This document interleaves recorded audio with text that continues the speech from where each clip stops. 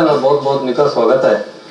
प्यारे दर्शकों, अज गल करांगे आपां पंजाब दे जिहड़ियां वख-वख जथेबंदियां संघर्ष के राह ते तुरदियां हैं, उन्हां दीयां की मजबूरियां और क्यों उन्हां नूं मजबूर होना पैंदा सड़कां दे उत्ते आउण वास्ते, ते जदों उन्हां दा संघर्ष बहुत खतरनाक हद तक पहुंचदा फिर सरकारां जागदियां ते उन्हां दे हक्कां प्रति थोड़ा बहुता उन्हां नाल लारा लगा के कुछ उन्हां नूं संघर्ष तो हटाउंदियां हैं।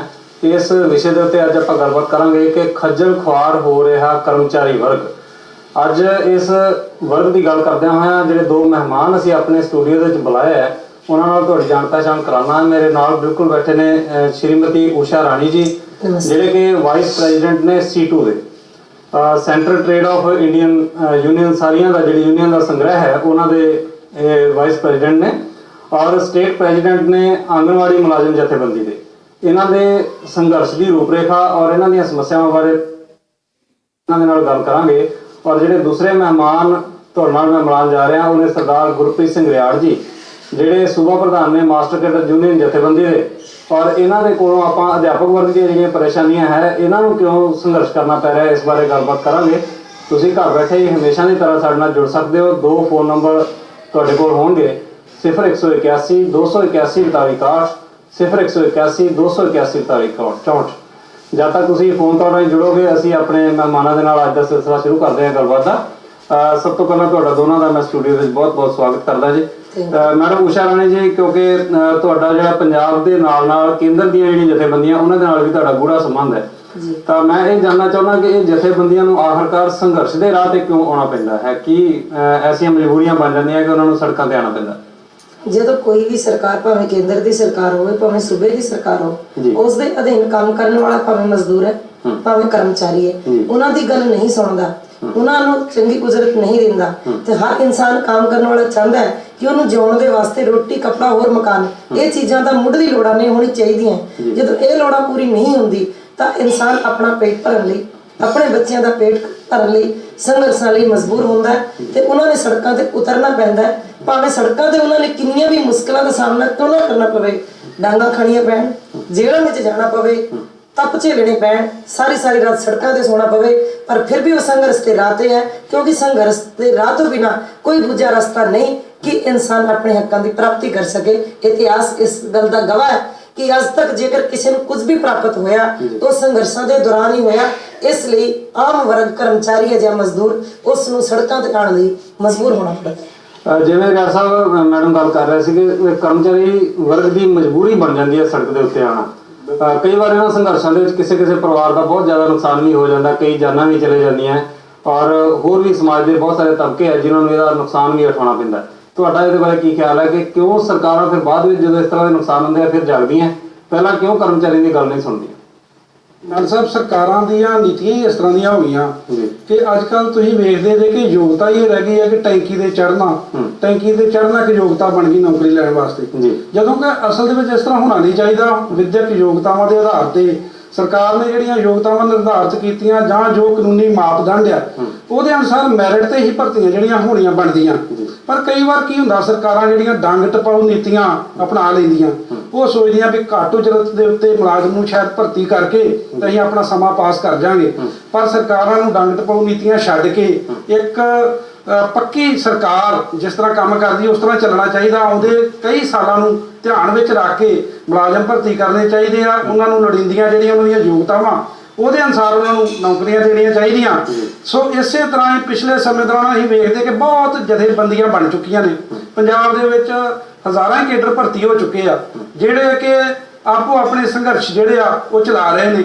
हुंदा की आ कि सरकार तो मीटिंग मंगदे ने, जदों मीटिंग का समा मंगिया जांदा ते सरकारां उन्हां नूं लारा ਲੱਪਾ लाउंदियां, फिर वो इन्ना आधा दे ਅੱਕ के मुड़ के ਇਹੋ ਜਿਹੇ कदम चुकते आ ਜਿਹੜੇ सरकारां दी गले दी हड्डी बन जाते आ ते सरकारां नूं समाज दे विच भी शर्मसार होना पैंदा। जिस तरह तुसीं बठिंडे वाली घटना देखी आ, जे मीटिंग का समा पहलां ही दे के उन्हां दीयां ਜਿਹੜੀਆਂ वाजब मंगां ਮੰਨ ਲਈਆਂ ਜਾਣ, ਜਿਹੜੀਆਂ गैर जरूरी मंगां उन्हां नूं रिलाइज करा ਦਿੱਤਾ ਜਾਵੇ कि ਇਹ ਤੁਹਾਡੀ ਮੰਗ ਜਿਹੜੀ ਹੈ ਜੈਨੂਅਨ नहीं। ਕੀ ਤੁਹਾਡੀ ਜਥੇਬੰਦੀ ਨਾਲ ਕਦੀ ਇਸ ਤਰ੍ਹਾਂ ਵਾਪਰਿਆ ਕਿ ਮੀਟਿੰਗ ਦਾ ਸਮਾਂ ਦੇਣ ਦਾ ਵਾਅਦਾ ਕੀਤਾ ਹੋਵੇ ਔਰ ਨਾ ਦਿੱਤੀ ਹੋਵੇ ਸਮਾਂ ਮੀਟਿੰਗ? ਮਾਨ ਸਾਹਿਬ, ਪਿਛਲੇ ਸਮੇਂ ਦੌਰਾਨ ਸਾਨੂੰ ਇਸ ਤਰ੍ਹਾਂ ਦੀ ਪ੍ਰੋਬਲਮ ਆਈ ਤੇ ਨਹੀਂ, ਪਰ ਹੁਣ ਅਸੀਂ ਵੀ महसूस कर रहे हैं। पिछली जनवरी 11 ਨੂੰ ਅਸੀਂ ਸੀਐਮ ਨਿਵਾਸ ਨੂੰ ਰੋਸ ਮਾਰਚ ਕਰਕੇ ਕੇਵਲ ਥੋੜੇ ਜਿਹੇ ਬਹੁਤ ਹੀ ਬਲਾਕ ਪ੍ਰਧਾਨਾਂ ਦੀਆਂ 200-250 ਗੱਡੀਆਂ ਦਾ ਕਾਫਲਾ ਅਸੀਂ ਇਹ ਸੋਚਿਆ ਕਿ ਬਜਾਏ ਕਿ ਅਸੀਂ ਕਿਸੇ ਜਾਮ ਲਾ ਕੇ ਜਾਂ ਉਸ ਤਰ੍ਹਾਂ ਦਾ ਕੋਈ ਜ਼ਿਆਦਾ ਵੱਡਾ ਇਕੱਠ ਕਰਕੇ ਸਮਾਂ ਨਸ਼ਟ ਕਰਕੇ ਜਾਂ ਪੈਸੇ ਦੀ ਬਰਬਾਦੀ ਕਰਕੇ ਜਾਂ ਸੜਕਾਂ ਦੀ ਬਲੌਕੇਜ ਕਰਕੇ ਲੋਕਾਂ ਨੂੰ ਪਰੇਸ਼ਾਨੀ ਪਾਉਣ ਤੋਂ ਬਿਨਾਂ ਆਪਾਂ ਮੀਟਿੰਗ ਦਾ ਸਮਾਂ ਮੰਗਦੇ। ਸੋ ਉਹ ਸਾਨੂੰ ਵੇਖੋ ਅੱਜ ਦੂਸਰਾ ਮਹੀਨਾ ਚੱਲ ਪਿਆ, ਉਹ ਵੀ ਖਤਮ ਹੋਣ ਤੇ ਆਇਆ। ਸਾਨੂੰ ਪਿਛਲੇ ਮਹੀਨੇ 18 ਤੋਂ 22 ਦੇ ਵਿੱਚ ਉਹਨਾਂ ਨੇ ਮੀਟਿੰਗ ਦਾ ਸਮਾਂ ਦੇਣ ਦਾ ਵਾਅਦਾ ਕੀਤਾ। ਸੀਐਮ ਹਾਊਸ ਤੋਂ ਇੱਕ ਸੁਖਵਿੰਦਰ ਸਿੰਘ ਜਿਹੜੇ IAS ਅਫਸਰ ਸਨ ਉਹ ਆਏ।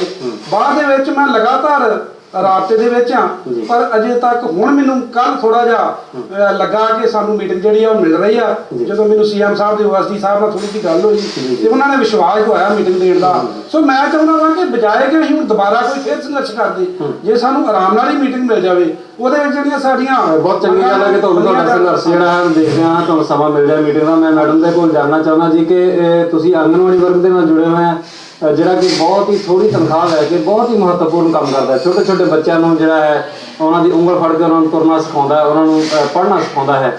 ਤੁਹਾਡੀਆਂ ਜਿਹੜੀਆਂ ਮੁੱਖ ਸਮੱਸਿਆਵਾਂ ਜਿਨ੍ਹਾਂ ਕਰਕੇ ਤੁਸੀਂ ਗੱਲ ਕਰ ਰਹੇ ਸੀ ਕਿ ਸਾਨੂੰ ਸੜਕ ਤੇ ਆਉਣਾ ਪੈਂਦਾ, ਉਹਨਾਂ ਵੱਲ ਧਿਆਨ ਦਿਵਾਉਣਾ ਚਾਹੁੰਦਾ ਕਿ ਕਿਹੜੀਆਂ ਉਹ ਸਮੱਸਿਆਵਾਂ ਹੈ। ਸਾਡੀ ਸਭ ਤੋਂ ਵੱਡੀ ਸਮੱਸਿਆ ਤਾਂ ਇਹ ਹੈ ਜੀ, ਜੇਕਰ ਕਿਤੇ ਵੀ ਆਪਾਂ ਕੰਮ ਕਰਦੇ ਹਾਂ ਤਾਂ ਬੈਠਣ ਨੂੰ ਆਲਣਾ ਚਾਹੀਦਾ ਜਿੱਥੇ ਵੀ ਹੋਵੇ। ਪਰ ਸਾਡੀ ICDS ਸਕੀਮ ਨੂੰ ਅੱਜ 38 ਸਾਲ ਪੂਰੇ ਹੋਣ ਦੇ ਬਾਵਜੂਦ ਵੀ ਪੰਜਾਬ ਦੀ ਸਰਕਾਰ ਵੱਲੋਂ ਆਂਗਨਵਾੜੀ ਸੈਂਟਰਾਂ ਦੀ ਪੱਕੀ ਬਿਲਡਿੰਗ ਦੇ ਪ੍ਰਬੰਧ ਨਹੀਂ ਕੀਤੇ ਗਏ। ਸਾਨੂੰ ਪਿੰਡਾਂ ਦੇ ਵਿੱਚ ਟੱਪਰੀਵਾਸ ਬਣਾਇਆ ਹੋਇਆ, ਇੱਕ ਪੰਚਾਇਤ ਆਂਦੀ ਹੈ ਸਮਾਨ ਚੁਕਵਾ ਦਿੰਦੀ ਹੈ, ਦੂਜੀ ਆਂਦੀ ਹੈ ਰਖਵਾ ਦਿੰਦੀ ਹੈ, ਤੇ ਪਿੰਡ ਦੇ ਵਿੱਚ ਲੜਾਈ ਦਾ ਕੇਂਦਰ ਆਂਗਨਵਾੜੀ ਵਰਕਰ ਤੇ ਉਸਦਾ ਪਰਿਵਾਰ ਬਣਦਾ ਹੈ।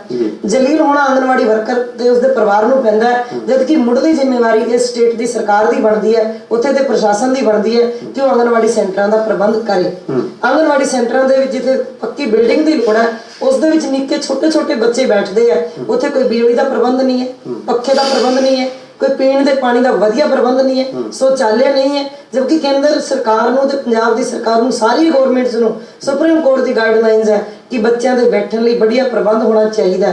ਜਿਹੜੀ ਕੋਈ ਗਾਈਡਲਾਈਨਸ ਆਮ ਕਰਮਚਾਰੀ ਆਮ ਵਿਅਕਤੀ ਦੇ ਖਿਲਾਫ ਆਉਂਦੀ ਹੈ ਉਸ ਨੂੰ ਤਾਂ ਸਰਕਾਰਾਂ ਬਹੁਤ ਛੇਤੀ ਇੰਪਲੀਮੈਂਟ ਕਰਦੀਆਂ ਨੇ, ਪਰ ਜਿਹੜੀ ਕੋਈ ਗਾਈਡੈਂਸ ਆਮ ਵਿਅਕਤੀ ਦੇ ਹੱਕਾਂ ਲਈ ਆਉਂਦੀ ਹੈ ਉਹਨਾਂ ਗਾਈਡਲਾਈਨਸ ਨੂੰ ਅਣਦੇਖਿਆ ਕੀਤਾ ਜਾਂਦਾ।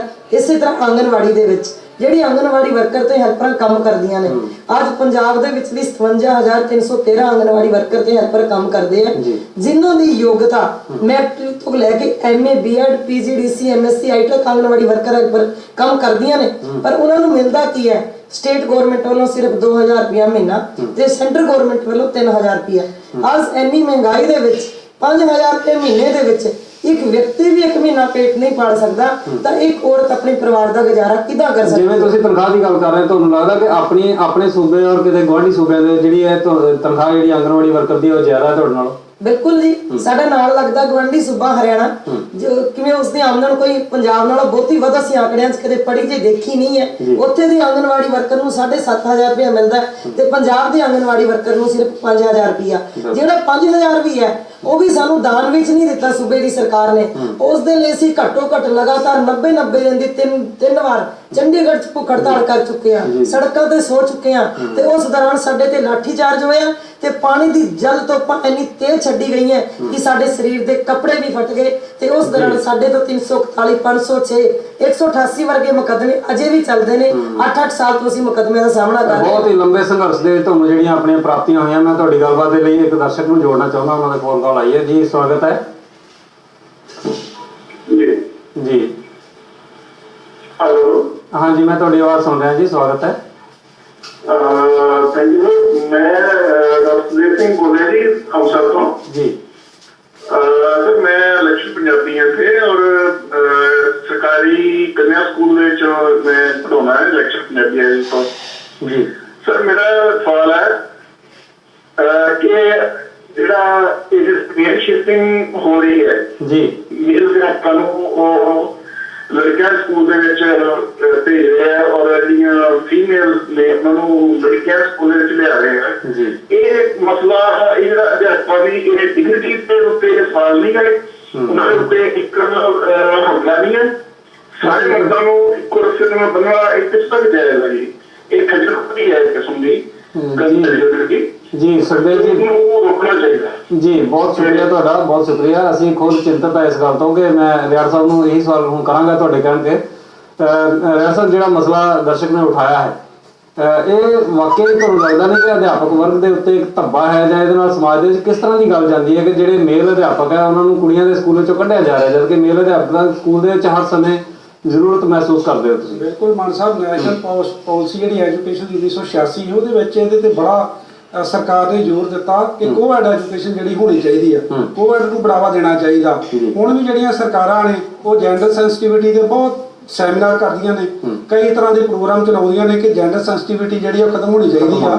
ਲੋਕਾਂ ਦੇ ਵਿੱਚ ਕੁੜੀ ਮੁੰਡੇ ਦਾ ਫਰਕ ਨਹੀਂ ਹੋਣਾ ਚਾਹੀਦਾ, ਲਿੰਗ ਭੇਦ ਜਿਹੜਾ ਉਹ ਖਤਮ ਕਰਨਾ ਚਾਹੀਦਾ। ਪਿੱਛੇ ਜੇ ਤੁਸੀਂ ਵੇਖਿਆ ਹੋਵੇਗਾ ਅਧਿਆਪਕਾਂ ਦੀ ਭਰਤੀ ਦੇ ਵਿੱਚ 50% ਮੇਲ ਤੇ ਫੀਮੇਲ ਦੀ ਭਰਤੀ ਹੁੰਦੀ ਸੀ, ਤੇ ਕੋਰਟ ਨੇ ਉਹਨੂੰ ਵੀ ਚੈਲੰਜ ਕਰਕੇ ਉਹਨੂੰ ਤੋੜ ਦਿੱਤਾ, ਜਦੋਂ ਕਿ ਜੈਂਡਰ ਸੈਂਸਿਟੀਵਿਟੀ ਕਿਤੇ ਕਾਨੂੰਨ ਦੇ ਵਿੱਚ, ਸੰਵਿਧਾਨ ਦੇ ਵਿੱਚ ਨਹੀਂ ਹੈ। ਕੀ ਤੁਸੀਂ ਇਸ ਤਰ੍ਹਾਂ ਨਹੀਂ ਮਹਿਸੂਸ ਕਰਦੇ ਕਿ ਜੇ ਕੋਈ ਦੋਸ਼ੀ ਹੈ ਤਾਂ ਉਹਨੂੰ ਦੋਸ਼ੀ ਨੂੰ ਸਜ਼ਾ ਦੇਣਾ ਜ਼ਿਆਦਾ ਠੀਕ ਹੈ, ਬਲਕਿ ਕਿ ਸਾਰੇ ਅਧਿਆਪਕਾਂ ਦੇ ਉੱਤੇ ਇੱਕ ਧੱਬਾ ਲਗਾ ਦਿੱਤਾ ਜਾਵੇ ਕਿ ਕੁੜੀਆਂ ਨੂੰ ਨਹੀਂ ਪੜ੍ਹਾਉਣਗੇ? ਬਿਲਕੁਲ ਮਾਨ ਸਾਹਿਬ, ਮੈਂ ਪਿਛਲੇ ਸਮੇਂ ਦੀ ਵੀ ਗੱਲ ਕਰਨੀ ਚਾਹੁੰਦਾ। 2001 ਦੇ ਵਿੱਚ ਵੀ ਇਸ ਤਰ੍ਹਾਂ ਹੀ ਹੋਇਆ ਕਿ ਇੱਕ ਚਿੱਠੀ ਕੱਢਤੀ ਗਵਰਨਮੈਂਟ ਨੇ ਕਿ ਕੁੜੀਆਂ ਦੇ ਸਕੂਲਾਂ 'ਚ ਜਿਹੜੇ ਜੈਂਟਸ ਟੀਚਰ ਆ ਉਹਨਾਂ ਨੂੰ ਚੁੱਕ ਦਿਓ।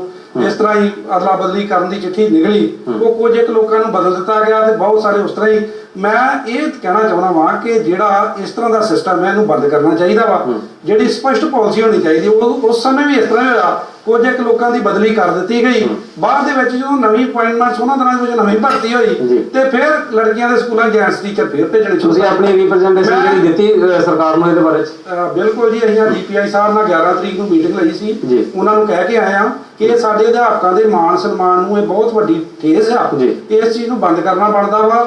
ਜਾਂ ਨੈਕਸਟ ਤੋਂ ਜੇ ਤੁਹਾਨੂੰ ਲੱਗਦਾ ਇਸ ਤਰ੍ਹਾਂ ਦਾ ਕੋਈ ਸਿਸਟਮ ਤੇ ਉਹਨੂੰ ਸ਼ੁਰੂ ਤੋਂ ਅਪਣਾਉਣਾ ਚਾਹੀਦਾ ਵਾ। ਜਦੋਂ ਕਿ ਪਹਿਲੇ ਅਧਿਆਪਕ ਜਿਹੜੇ ਕੰਮ ਕਰ ਰਹੇ ਆ ਉਹਨਾਂ ਨੂੰ ਬਦਲਣਾ ਨਹੀਂ ਚਾਹੀਦਾ। ਕਿ ਮੈਂ ਹੋਰ ਗੱਲ ਕਹਿਣੀ ਚਾਹੁੰਦਾ ਕਿ ਇਹਦੇ ਵਿੱਚ ਕੀ ਹੋ ਰਿਹਾ ਵਾ ਕਿ ਗਵਰਨਮੈਂਟ 1-2 ਅਧਿਆਪਕਾਂ ਨੂੰ ਸ਼ਹਿਰ ਦੇ ਵਿੱਚ ਹੀ ਤਬਦੀਲ ਕਰ ਰਹੀ ਆ। ਇਸ ਪਾਲਿਸੀ ਦਾ ਆਮ ਲੋਕਾਂ ਦੇ ਵਿੱਚ ਜਿਹੜਾ ਉਹ ਪਤਾ ਨਹੀਂ ਚੱਲ ਰਿਹਾ।